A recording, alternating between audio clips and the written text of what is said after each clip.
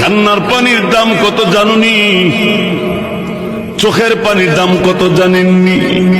কঠিন কিয়ামতের ময়দানে আল্লাহ নবী জাহান্নামের পারে দাঁড়ায় দাঁড়ায় কাঁদবে আর বলবে, হে আল্লাহ, জাহান্নামের ভিতর আমার উম্মতেরা আছে, উদ্ধার কইরা দাও আল্লাহ, তাদেরকে মাফ কইরা দাও। আল্লাহ রাব্বুল আলামিন, আমার আল্লাহ তাআলা জিবরাইল ফেরেশতাকে বলবে, জিবরাইল,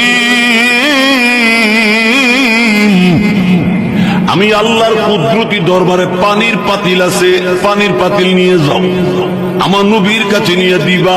নবীকে বলবা এই পাতিলের পানিটা জাহান্নামের ভিতরে ছেড়ে দেওয়ার জন্য।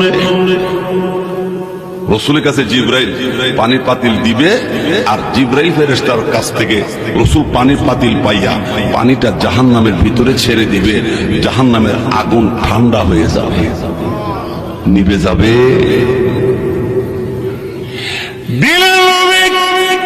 আমার আপনার নবী রাহমাতুল লিল আলামিন এমনি ডাক দিয়ে বলবে, জিবরাইল,